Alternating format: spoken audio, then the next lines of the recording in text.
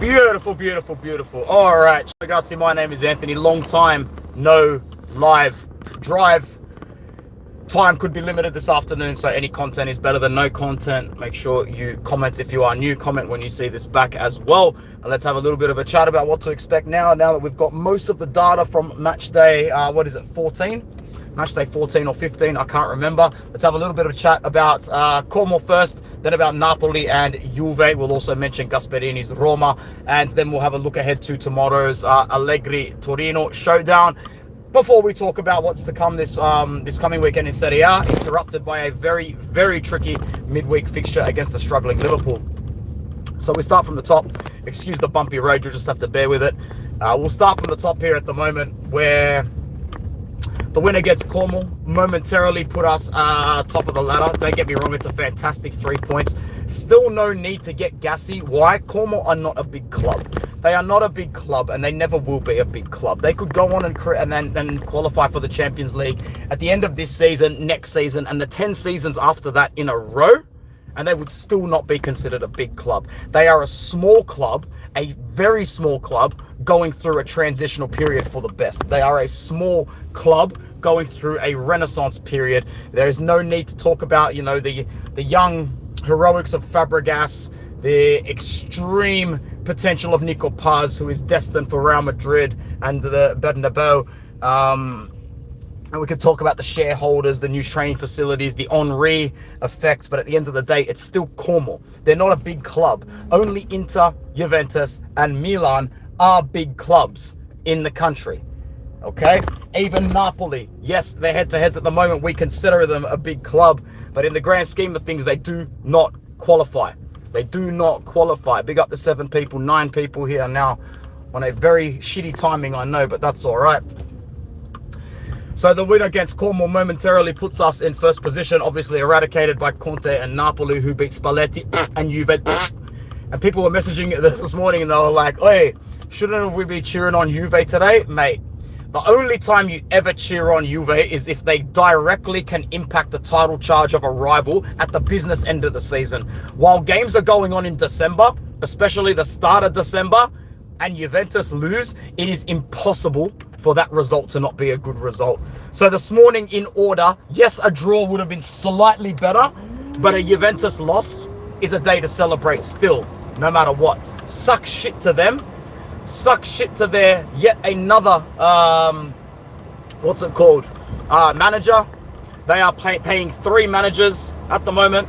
They are paying Thiago Motta, Igor Tudor, and unlucky Luciano Spalletti. And Juve haven't even gone on the Spalletti bounce. When Spalletti takes over a club, they usually win the first 6 or 7 games. Remember what he did at Napoli. Remember what he did at Inter. Mate, no Spalletti bounce for Juve, and I actually predict that they stay in mediocrity for a lot longer. The last thing I want is them breathing down our necks for whatever, accolades we're going for this season, because I'm still not convinced that this Inter's going to make a full-blown title charge. And I fully expect Milan to beat Torino tomorrow morning as well. But we'll see what happens. Anyway, long story short, I have to go home and watch majority of the game, but it was still enough for me to tune in and watch Rasmus Højlund score 2 goals on probably the worst Juventus backline we've ever seen. Like, take a photo of it, guys, and hang it above your bedroom door, because this backline of Kalulu, Gatti, I don't even know who else they're playing. Is it Cabal at centre-back? I really don't know. But at the end of the day, it's absolutely donkey's balls. Napoli go temporarily top of Serie A. Milan could go back on top of them tomorrow. Hey, Shane, what's good, my brother? Yeah, hopefully Slot is finished, because some people are saying, oh, this is the perfect game for them to get G'd up and turn it around. Bro, this Liverpool team, Shane, I don't think they turn it around at the San Siro. Do they realise what stadium they're going to turn it around? Do they realise what they're walking into, man? This ain't no banter era. This ain't no banter era Inter side, man. If you're going to come to the Champions League, come to our stadium in the Champions League, we are going to try and make a point about it. What's up, Hudson? Good to see you, bro. 17 people live with us on Inter Worldwide right now. Like the video, subscribe if you are new, and let me know where you're from if you are new as well. So so now let's talk a bit about Milan and Torino tomorrow before we move into the Liverpool game. We're covering a lot in a very short amount of time as per usual. Milan take on Torino tomorrow. absolutely shithouse Torino side. Fucking garbage. One of the worst Torino sides I've seen out of the last 20 years. I appreciate you, Hudson. One of the worst Torino sides I've seen come out of the last 20 years. Usually when you go to the Torino Stadium, you are expected to go through a nitty-gritty wall of defense and become a liability to your own team. Did a fantastic job of it, albeit Inter did pretty much cruise past him most of the games. Oh, bruv.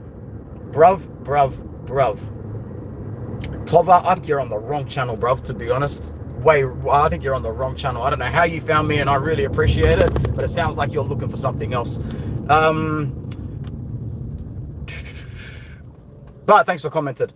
I expect this Milan side to go there and still win, although they still might find it a little trickier than some of the other games that they've come up against, because this Milan side does not know how to break down teams. They do not know how to break down teams whatsoever. They are better suited to a match against a team like Inter. They really are. Because when we attacked them with full force and they just sat back, relaxed, chill, and enjoy the show, they could fire their gun and keep half of their bullets as well. Well, they might shoot their shot one too many times against Torino, and who knows? They just might catch them on the break. Long story short, we can't account for that. We need to fully expect to be third again by the end of tomorrow's game, with Milan getting 3 out of 3 potential points on offer away to Torino. That brings us to our next fixture, and it's a big one, gang. It's a really, really big one. It is Liverpool under the European lights at the San Siro. Now, had we drawn the game against Atletico, had we just held out for that 1 point, we'd be looking at this game as a free hit. We'd be coming into it 13 points from 15 and sitting there going, let's just get out of there with a draw. And we'll have 14 points from 18. And that should almost be enough at this point. That should be enough for us to look at our next 2 fixtures and start doing some maths. Well, I speak for everybody now when I say that 3 points tomorrow, it's 3 points on Wednesday, not even 48 hours from now, 36 hours from now. 3 points against this Liverpool side puts you into the top 8, and you're not going to leave there. You're going to have 15 points from a potential 18. There is not going to be 7 other sides that get 16 points. I am sorry. We would be 1 point away from qualification. We just might be fully qualified with a win on Wednesday. I don't think this team and this Kivu is going to go and play conservatively. As much as I want to sit here and say, throw out the reserves against Liverpool and just make sure you beat Genoa in the league, they're not going to do that. They don't think like me. They don't think like Mattia. They don't do that. They're not going to do that.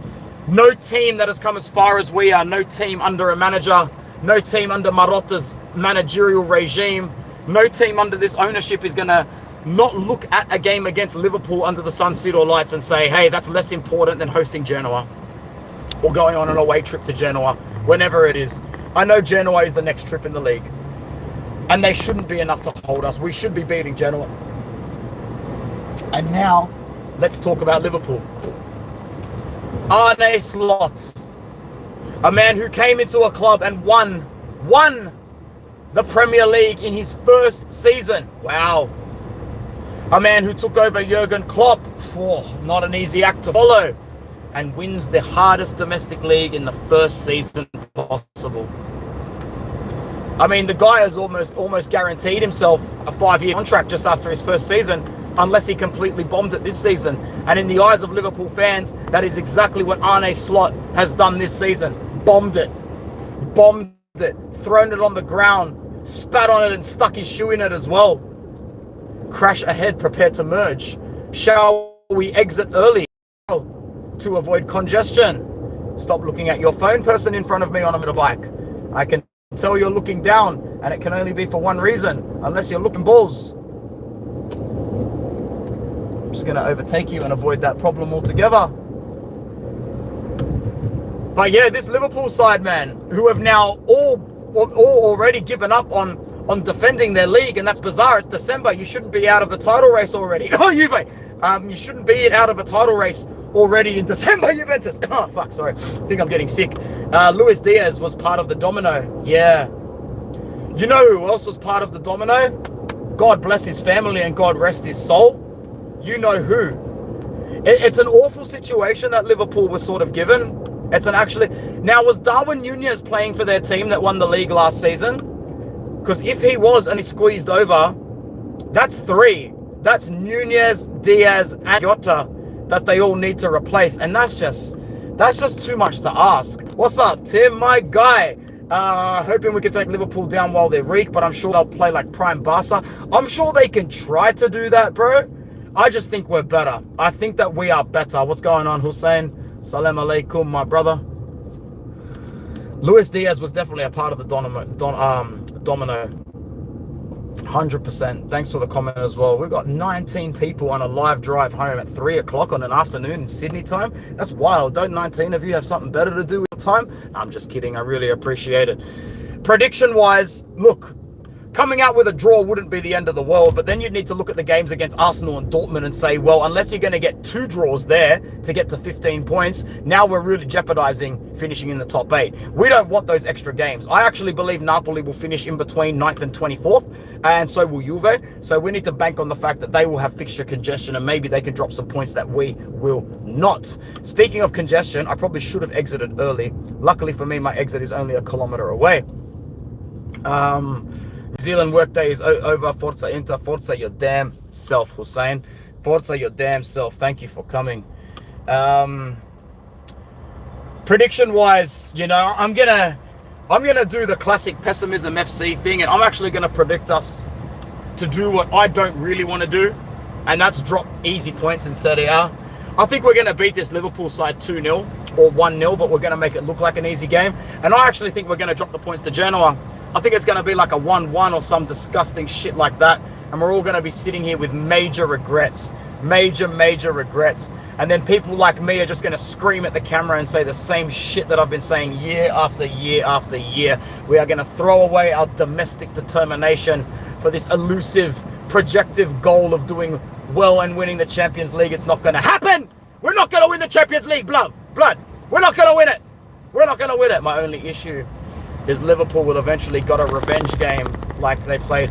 Bro, we are the ones that need to get revenge on them. We are the ones that need revenge on them because they've knocked us out of the round of 16 twice since I can remember. 2008/2009 under Mancini, I think it was, where it was a disaster. Actually, no, you're probably going back to 07/08 because 08/09 we got knocked out by Manchester United under Mourinho, and he could wear that badge on his chest going, I did not expect to get drawn against Manchester United.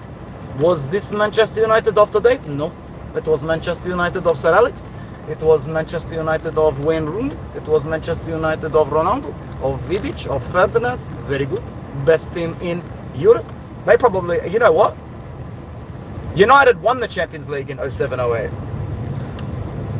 So you can say that they were reigning European champions when we went out. And next season, Jose made it look like a bitch's drum. We need the revenge on Liverpool for 07/08, and we need the revenge for 2021 or 21/22. I think 21/22 where we wore the hella shitty third strip. But Lautaro scored a banger back at Anfield in the reserve game. I think you'll find it was the only goal and the only defeat they copped at Anfield for a while that season because they were on smoke. They were on absolute heat, that Liverpool side that we got eliminated to. Yeah, they've driven out and lost their hard-working players like Nunez and thought superstars would replace them, making man-u errors. Yeah, the thing is, Liverpool's got a much more reliable backroom staff, but at the end of the day, it only takes a couple of knuckleball effects to break down the fortitude of a backroom as well. So long may it hope and continue that this Liverpool is part of it. I do look at some of the holes that they're trying to plug in their squad from when it was really good. Under Klopp, Mane's not there. Luis Diaz is gone. Jota, rest in peace. Virgil van Dijk is at the end of his career. No Trent. Robertson can't play as well as he used to either. Kanate is not going to be able to carry it forward. You know, days are over of having the rotations of Henderson, Thiago Alcantara, and you know, Naby Keita, even though he didn't play that often. The quality's dropped. The quality's dropped, and their defense is not best, as the Seeker is saying as well. Lautaro and Thuram can definitely have sort of a field day. Let's beat Liverpool. Let's do the business against Genoa, because for fuck's sake, I'm going to have the shits if we don't beat Genoa, man. We've finally got an opportunity. Undercover Popo speeding in front of me. That's okay. They look like they are goal-orientated and job-orientated. You go, Godspeed, undercover police officer. We need to step up. Honestly, the more I marinate and sit with it, the more I realize 3 points on Wednesday puts us at 15 points out of 18. We've qualified for the top 8. We will get 1 point out of the last 2, and we will qualify for the top 8. 7 teams are not going to finish ahead of us if we win on Wednesday. And maybe that does need to be the priority. But I hate saying shit like that because nobody was more angry than I was at the end of last season. Nobody, apart from Mattia, was screaming into this camera saying the season was over, borderline in January. Why? Not because it was over on paper. Not because that we were the biggest pessimists on planet Earth. No, because the way that we saw us bottle that 2-goal lead in the Supercoppa final against Milan showed fans like me that you guys are capable of bottling everything when it gets too hard. I predict you bottle everything when it gets too hard. You don't have an Antonio Conte to hold your hand and walk you through every locker room situation. And you definitely don't have a Simone Inzaghi with all the momentum of the second star to carry you over the line. When the going gets tough, the tough get going. And the other ones also get going, but they get going home. They get going home. This Inter needs to prove that when the chips are down and a Napoli side is starting to look fatigued, that we go and get points. Under a Milan side, under Allegri, even though they got 1 game a week, the squad on paper should not be good enough to handle us. We get going. Are we going to get going and take this fucking shitty country by the scruff of the neck and this depleted dog shit league? Yeah, it's a shit country and a shit league by today's standards. And if we cannot go and get our title in this league, we don't deserve it. The same way we didn't deserve it last season, and we didn't deserve it 2 seasons to get that. Forza Inter, but at the same time, Inter, if they can't get the job done, I am gone past just giving these guys the benefit of the doubt every time. And I know there's some people that watch these videos and go, gee, that really doesn't make you a real fan. No, it actually does. It actually does. It makes you a real fan and a realistic one. Real squared, real times 2. And when you combine the third factor of waking up at the crack of dawn to watch games, shout out to the Sydney fan club that has decided to choose some sleep over stress this season, it makes you an even better fan. I've said it before and I'll say it again.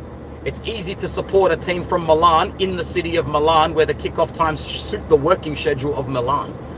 Some of you fans in Italy need to come and support the club at 2 o'clock in the morning. You won't do it though. You won't do it. You're too scared. You're not about that life. Inter to beat Liverpool and to drop points against Genoa. That's what I call now. Hopefully I'm wrong. If you were to offer me an L to Liverpool and a win to Genoa, I don't know if I'd take that, but I'd take a draw to Liverpool and a win against Genoa. I'd take the 4 points, 1 in the Champions League, 3 in Serie A. All right, that's all from me. You'll see me soon. Next time. Ciao. Bye. Support the channel. Support Uncle Shama.